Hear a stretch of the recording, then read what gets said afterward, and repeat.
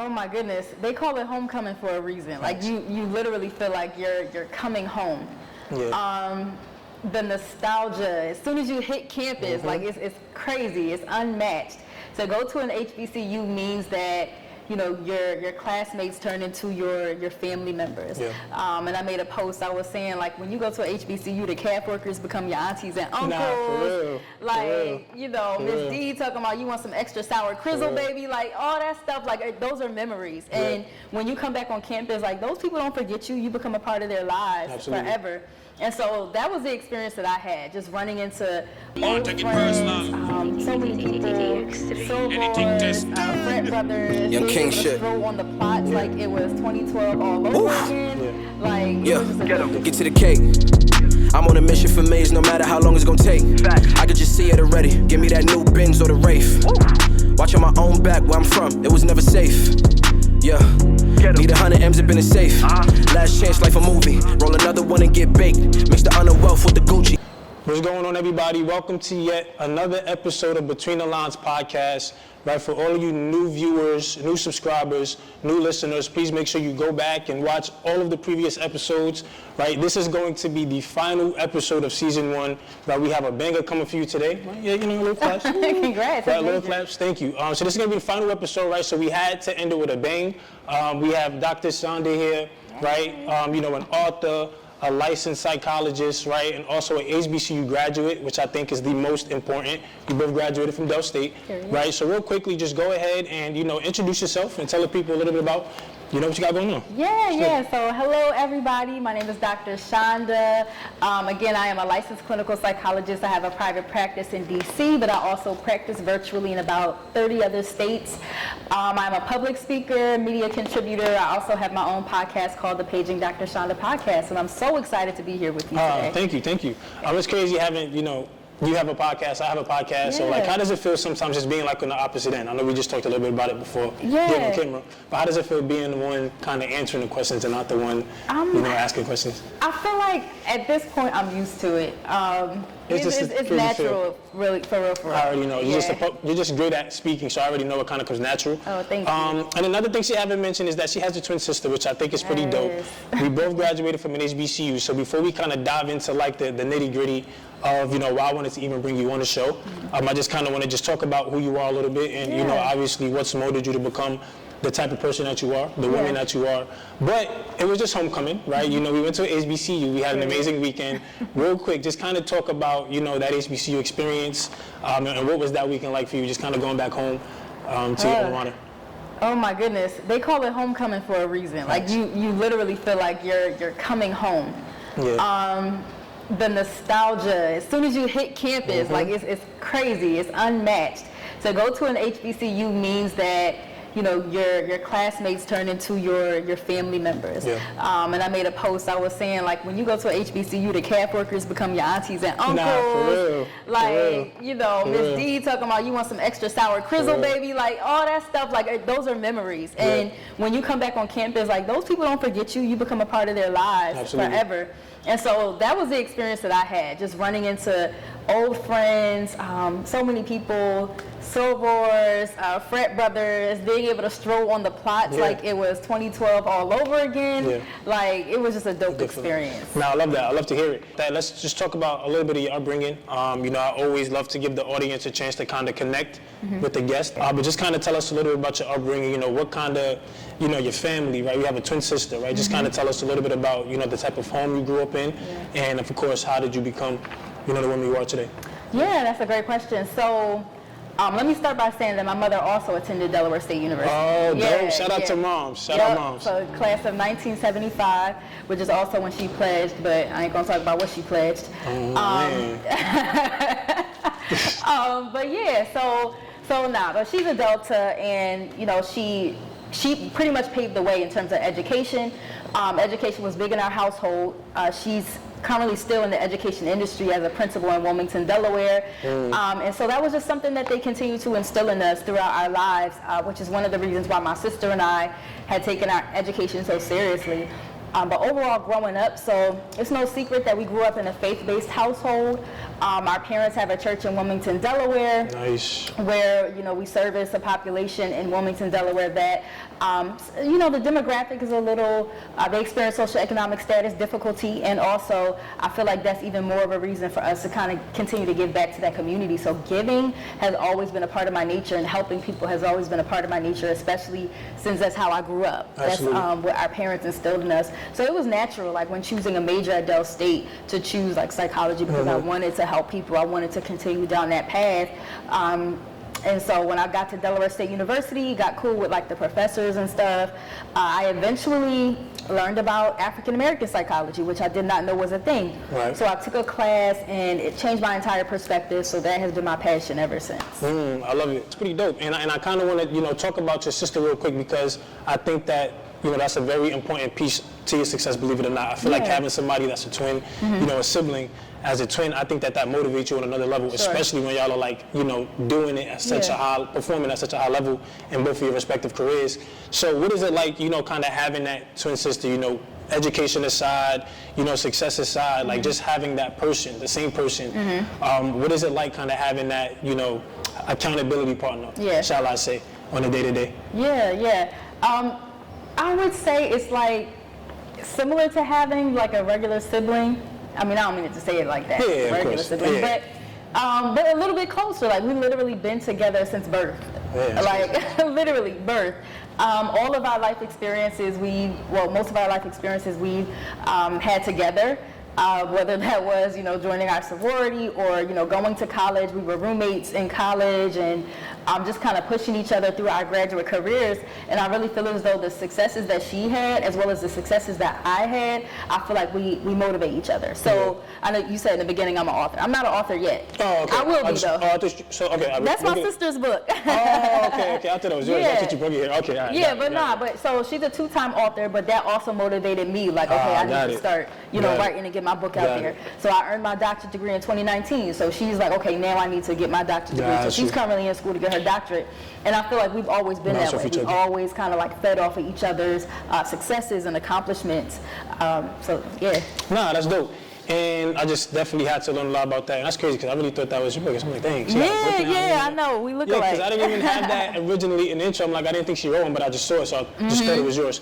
But anyways, just kind of moving forward. Now we're going to really, I just kind of want to dive into, just the meat of the questioning and just talking to you about, mental health and obviously your career and why you decided to choose it. For those of you listening, I'm going to be honest, we're going to be talking about very sensitive topics, right? But, I know mental health is a very sensitive topic. And I just want to be very empathetic to the people listening or to the people watching. So forgive me if I make any mishaps. But, I'm sure she'll correct me. But no. There's also room for advocacy. There's room for mental health advocates out there. Just like the professional's perspective is important, the mental health advocate's perspective is important too. So don't downplay yourself. Appreciate you. The reason why I wanted to bring you on, of course, is because I wanted to dive into mental health and obviously the importance of it. For probably the past couple of years, I just feel like mental health has become such a big thing in our day-to-day. And I have a clothing brand called GVO. I think you're probably aware of it. I think we had on our pants one time. I think you had some stretch. Thank you so much. Which we aim, the awareness for mental health. I remember seeing you on Instagram, obviously. I was looking through your page, and you posted a clip talking about being a doctor first, though, right? You talked about being a doctor, and I think you said something like, I view ourselves as an anomaly.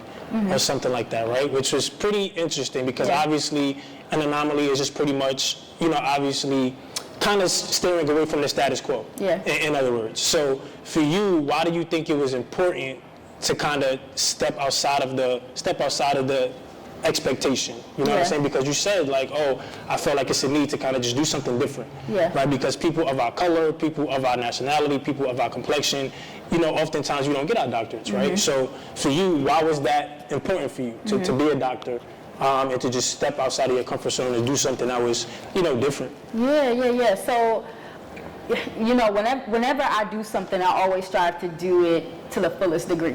And that included my education. So I knew I didn't want to just stay at the bachelor's level or the master's level. I always knew, even when I went to my Delaware State University a graduation for my undergrad. It was, this is terrible. You graduated what year was it? 2012. 2012, okay. 2012. It was so hard for me to be excited because I was like, all right, this is a small stepping stone, but I'm going all the way to get my doctorate, so this is nothing for me. Like, I don't, like, why am I here? Why am I celebrating? I got this big goal, which again is not healthy, so we need to learn how to celebrate our milestones and our even our small wins. But at the same time, like, that was always something that I knew I had to do. Really because I wanted to make impact in my community. I wanted to be able to function at the highest level and not be limited regarding licensure, education, or nothing, because I wanted to make a change in my community. And with that, you know, knowing the differences and like diagnoses and, you know, different things I can do, like assessments and tests and things of that nature, I think it definitely puts me in a different playing field when it comes to like other mental health professionals. But also, yes, I am also an anomaly. Like, I'm not about to sit here and change who I am in order to fit into a box of what a doctor is supposed to look like. Because I do feel as though we need a voice, and I think the past 2 years has proven that. Like, we need someone who is talking about like mental health, who actually looks like the people that they're talking about. So and I think that's a very important thing to say, because I feel like once people kind of hear that, they're gonna have an expectation now to probably say, you know what, now I gotta strive to do more, right? Which is what you obviously did. But, you know, speaking about the whole doctor thing, at what point, you know, being in psychology now at this point, so let's think of real quick, I'm gonna just make this analogy real quick. Let's think of being a nurse, right? Oftentimes when I ask a nurse, why did you want to be a nurse, is because they say they want to help people, right? I think a lot of nurses say that, I want to help people, I just kind of want to be able to give back. So for you, being a doctor and being a psychologist, is it kind of the same response? Like, did you want to be a psychologist because you've experienced something where it was like, oh my God, I want to help people? Like, did you just have this aha moment that was just like, oh my God, I think I figured out, you know, that I want to help people, but I want to do it with mental health advocacy, right? Like, was it kind of the same approach for you, being a psychologist as opposed to a nurse, if that makes sense? Well, I think it's like a similar trajectory, honestly. I feel like for me, I've always been like an empathetic, caring person, and always just really, I cared about people. I wanted to see them walk in wholeness and wellness and such, and psychology was just a path for me to do that. Why I chose psychology over being a nurse or like somebody in some other helping profession, I don't know, maybe it was God, but yeah, that's just how it worked out. What, now tapping into your career field and being a psychologist, you know, you have clients, right? You deal with, you know, clients. How many, since graduating and getting your doctorate, how many clients have you worked with, if you can remember? Just a ballpark. I don't know. Just a ballpark. Like, has it been 50, 100, 1,000? Like, just a ballpark. That's such a hard question, because, you know, like, when we're going through our graduate career, we have to earn clinical hours. Got it. Right? So with the clinical hours, we're working with real life patients. Like, I worked at, for my pre-doctoral internship, I worked at Friends Hospital, which is a hospital in Philadelphia. I worked at Hopkins for a bit. Doing work there. So I just say, you know, I know it's a lot of people. Over 100, well over 100. And with that being said, I think my first question to really kind of dive into, you know, what goes behind being a psychologist, I think that's such a specific and intense career, you know what I mean? Because obviously you're dealing with people. What is the most severe disorder or the severe, you know, challenge that someone has faced that you've experienced or that you've dealt with, right? Meaning, like, what client has had the most severe, you know, situation, mental health issue, or whatever the case may have you, that's kind of left an effect, you know, on you as a person, right? Like, what would you say? Yeah, so I will say I've worked in like a behavioral hospital. Some people call them like psychiatric institutes, which is kind of like outdated to say. But if you're admitted into some sort of behavioral hospital for a reason, that's probably because like you're at a danger to yourself or somebody else.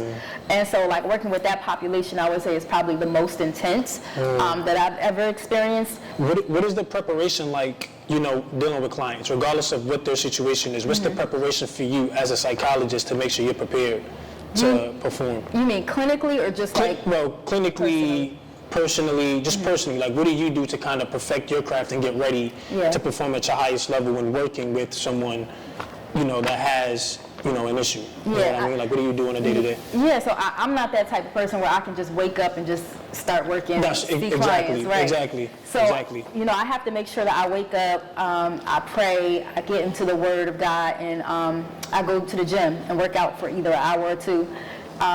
Come back, drink my coffee, and then I'm ready for the day. Yeah. But I'm never going to jump right into Just going to jump right into business. And what are the most common, like, if you can name any, I know there's like a lot of common, disorders or mental health things that people experience, depression, suicidal thoughts, anxiety.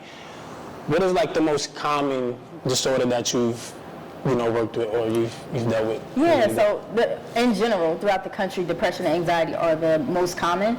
They're the ones that people just tend to experience the symptoms more frequently. Yeah. Yeah. And how do you, and can you, do you study like why those why that might be the case? Like, what are some of the things that you can tell us, if you can? I mean, not just anything that you've studied. Like, why do you think, or why is depression and anxiety like some of the most common, or it happens more frequently than others? Is it because of personal experiences that people face, or? In terms of why that diagnosis is more common than others, I'm not 100% sure. But in terms of like why it occurs within oneself, so we were taught like something called the biopsychosocial model, which basically explains and conceptualizes how symptoms begin and how they're perpetuated, I guess. So from a biological perspective, so that's like one of the words in there. So it's biological, psychological, and social, biopsychosocial. So from a biological perspective, there could be a chemical imbalance or a genetic biological predisposition to experiencing depression or anxiety. There could be things like, from a psychological perspective, the way someone thinks. So if you're more so like a negative type of thinker, you use what we call those cognitive distortions, then you're more likely to experience those types of symptoms, as well as socially, right? So if you're not in environments that are rewarding or fulfilling to you socially, then again, you could experience an exacerbation in those symptoms. Got it. Now I know that working in this type of career field obviously can be sometimes like, it can be a lot to, hold in, because obviously you see people at their lowest, you obviously are working with people who need the assistance. So is there ever a moment where, you wake up and go like, I'm not necessarily feeling my best because of other people's problems? Now, of course, I know you're passionate about your work, so I'm not saying like it's a problem that you're doing it, but it's like, dealing with so many clients and dealing with so many personal problems, like how do you cope with that for you personally? Like, does that ever affect your well-being? Like, how do you keep yourself sane dealing with all of that baggage? Yeah, so I make sure I literally like pray daily. Yes. Because I firmly believe in the scripture that says the weapons of our warfare are not carnal. Because at the end of the day, yes, I'm a therapist and I'm going to come to you with the tools and stuff, but also we got to make sure we're equipping ourselves spiritually as well. But also, like in school, they kind of teach you like we shouldn't be taking our clients' problems home with us. That's where appropriate boundary setting comes in. So for me personally, maybe if I was like doing this quote unquote full time, even though I'm full time at my practice, it might be more taxing. But because I have my practice set up to where I really only work like maybe 2 to 3 days a week, then like I'm good because I'm doing other things the other days. Yeah. So. I want to go back real quick because you said they teach y'all obviously not to go home with people's problems. And I mean, obviously, I know it's probably an easy boundary to set, but have you ever experienced like, you said no, it's not? It's not. Yeah, no, right, exactly. That's why you have to. So you have a client that they're experiencing some hardship. You go so hard to make sure that they're their best self. But I know that when you leave the practice or you leave the professional setting, it's just like you still think about, if what you've done for them is like gonna work or if it's gonna help them, become better. So like, how challenging is it to actually like really not leave with it, at the practice? Like, do you have any, clients that you really, really talk to outside of, your therapy hours, or is it? Not. Okay. No, I'm sorry. No, that's cool. I love my clients, but no, my phone gets turned off, and I don't answer in the morning because I'm a late sleeper. But no, so when you get to the point where you feel like you're thinking about clients outside of your sessions and stuff, that's when you need to talk to other professionals. Like you need to consult with like a supervisor or a colleague or something. Like I've had, so when I was like earlier in my career, still in grad school, I, had a commitment, a passion for like adolescents and helping them. And I was working in one of those psychiatric hospitals in Philadelphia. And so like they were my heart. They were my babies. Like I would always like just want to be the best for them because I wanted to show up and help to improve their overall situation. I remember there was a point where I was like literally dreaming about like having to save them. Like, saving them from whatever situation was happening. And because I had that experience, I had that dream, which, people can interpret dreams how they want. Yeah. That was something that I had to bring up in my supervision because I felt as though, those were issues I was beginning to bring home. So you should never get to a point where like, oh, I'm bringing my client's stuff home, I'm constantly thinking about it, and not talk to somebody. Because that's when you can get down the road of like, crossing boundaries and stuff like that. Got it. Then what are some of the, just mental health in general, right? Depression, suicidal thoughts, anxiety, all of the main ones. What are some of the coping mechanisms people could, use to like help with that, right? On a day-to-day. What do you think? What would you say as a therapist? Yeah, so working out is always like a go-to. So making sure that you spend time, whether it's in the gym or home workouts, that can be really helpful because it helps not only on a physical level, but also a mental health level. It helps to release different neurotransmitters. Eating well is good. Making sure that like you are deep breathing, like those are things that can really be helpful. Just to name a few. All right, now real quick, this is going off on a tangent though. I just thought about this because I definitely wanted your perspective. So I'm a firm believer that it's very insensitive to kind of just diagnose somebody with something because of their actions. Meaning like Kanye West, for example, right? I mean, nobody knows if something is really wrong with him because it's Who don't know that? Well, no, well, look, hold on. Oh, go ahead. Like, has he publicly came out and said, yes. He did? Yes. Where were you? I don't know. I didn't see. What is he Just a couple years ago. Y'all don't remember when Kanye was in the hospital? I mean, what was that for though? That wasn't for like something physically that happened to him physically? No, it was bipolar disorder. Okay. Bipolar is, I remember that. Yeah. But I mean, I don't think, that might have changed the question. But I feel like even though you have the bipolar disorder, I don't know what that's like, so I can't say. But I feel like even with the things that he says now, and even with his actions that he has now, that shows signs of possibly other things. Do you think that's specifically solely off of that bipolar disorder, or other things like what? I mean, just like he can be diagnosed with something like maybe he is with some type of sicknesses that people might have that forces them to do, very random and spurts of random stuff. Like I think that's one of the stigmas that's what I'm trying to say. Yeah. That's what I'm trying to say. Yeah. No, but I think this is a helpful conversation because I think that's one of the stigmas associated with mental health. That sometimes, people with mental health issues, they just do things or say things uncontrollably. Kanye, there's a mixture of things happening, right? Okay. So we're talking to somebody who has bipolar disorder, but also he's somebody who's been, feeling like he had to constantly prove himself his entire life. So he's going to say things to fit into certain categories, into certain people.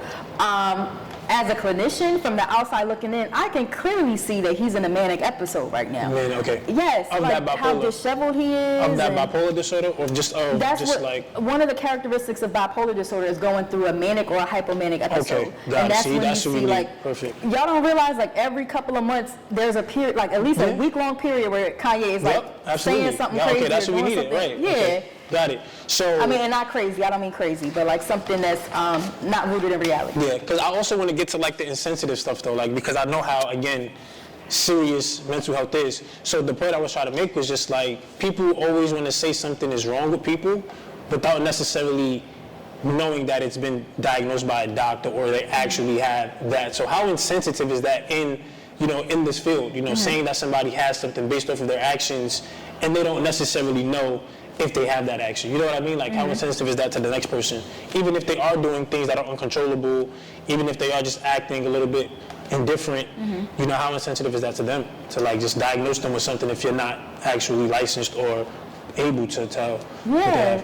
I would say it's very insensitive, and I think that's one of the continued battles that we face in the mental health field. Like, again, just attaching that stigma associated to people, their behaviors, and what different diagnoses might look like. Right. The people who like to always mention that somebody might have something or whatever the case may have you, what's the first thing someone should do, you would say? Like, how important is it to talk to somebody, you know, when you feel like something is just not right? How important is that? Because I feel like a lot of the cause of the problems that people might have is that they just bottle a lot of things in, right? So how helpful is or therapeutic is just having a conversation and talking about what you're experiencing? Like, how much can that help somebody if, you know, if necessary? Let me ask you, so like when you're talking to somebody, like how do you feel afterward? I feel great when I talk to somebody. Yeah. I feel absolutely amazing. Sometimes I feel like it's a release, It's right? a release, Yeah. absolutely. And I think I like how you did that. I think it's definitely a release, and I think a lot more people need to do it. Yes. Right, but I think hearing it from somebody who's actually dealing with people on a day-to-day, I kind of wanted it from your perspective, because it's like you can give more, but I guess that's the answer, right? Yeah, it is the answer, but I was asking, I kind of flipped that. I did my little psychological mind trick on you. Yeah, but it's great though. It's great. I love it. No, because when people hear me say like, oh, you should talk to somebody, blah, blah, blah, they hear the technical stuff from a doctor. They hear it from you. You're a black man talking about expressing emotion. I think that's like powerful in itself. So, and that's dope. So what do you think, and this is just your opinion, like this is not, you know, anything factual, just your opinion, whatever you feel. What do you think are some qualities that someone who want to work in this space, or somebody who really wants to be, you know, a clinician, or, you know, whatever, psychologist, like what do you think are some qualities that they must possess to be able to necessarily do that? I don't think anybody can just be a psychologist. I don't think anybody can just be a clinician at all. I don't. So what do you think are some traits that you must possess in order to be able to successfully work with other clients, you know, given their problems? Yeah.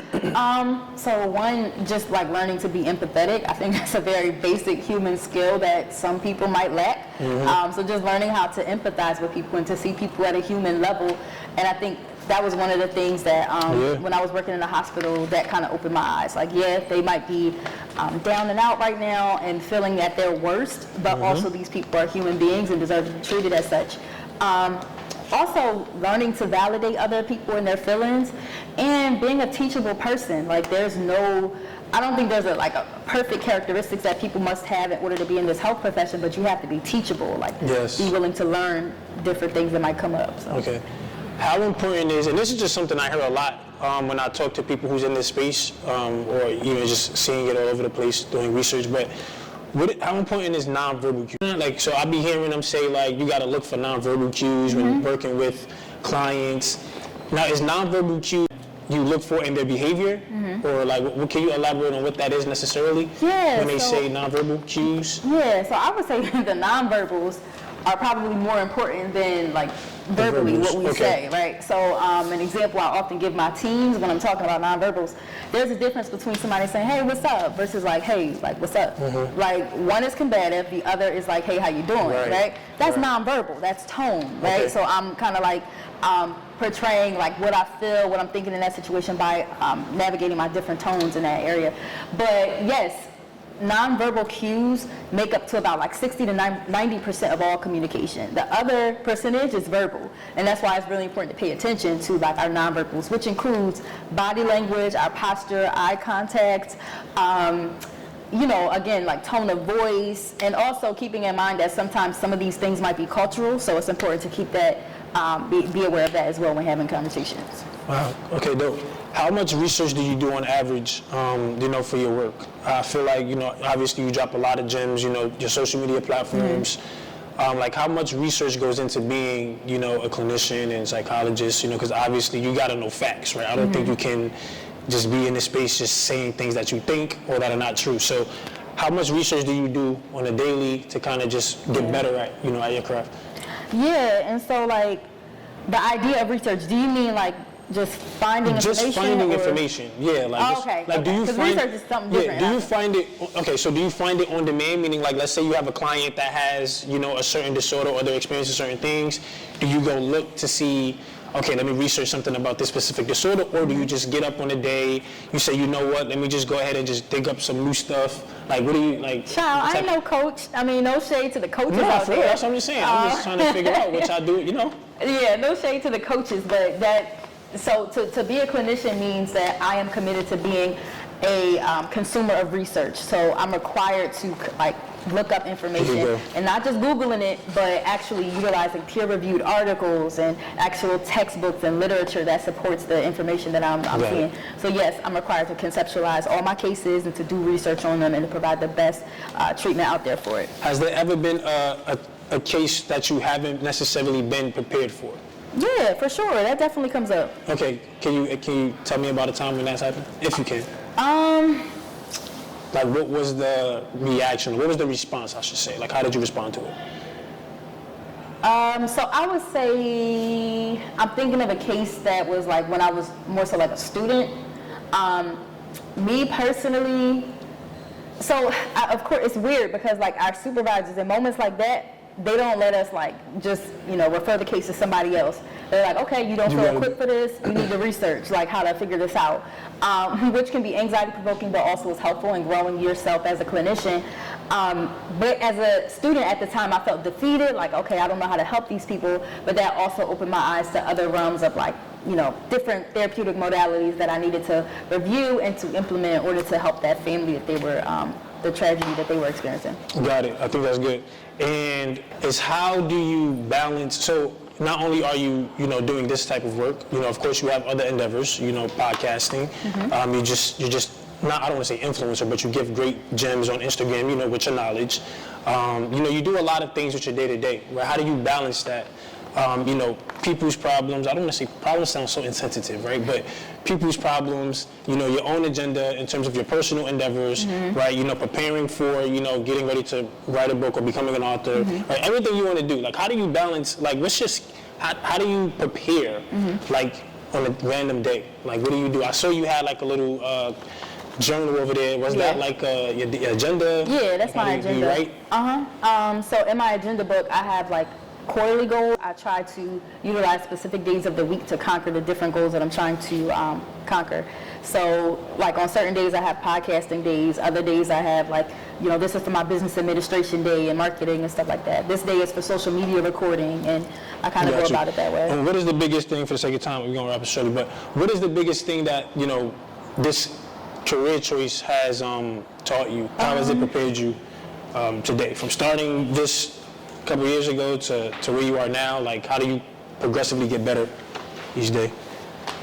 So, what has it taught me? That's a good question. I guess perseverance. It takes a long time to become a psychologist, and your girl did it, so perseverance. Of course, your girl did it. Okay, cool. I have more questions, but for the sake of time, right, I'm gonna let you get to your stuff. But look, if you guys enjoyed the episode, right, make sure you guys tune in, comment, like, subscribe, share. We had to wrap it shortly for the sake of time. She will be back on, right? So remember the face, remember the name. But I appreciate y'all tuning in. We love y'all. Final episode.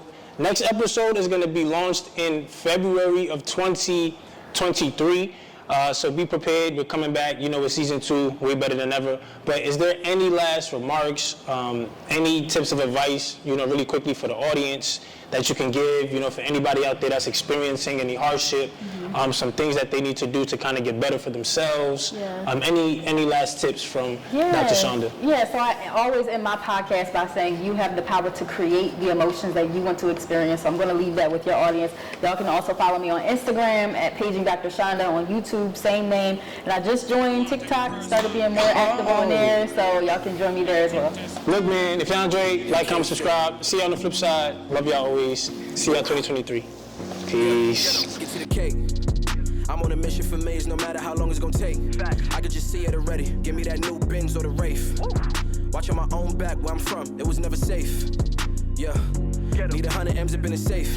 Last chance, life a movie. Roll another one and get baked. Mix the honor wealth with the Gucci. Yeah.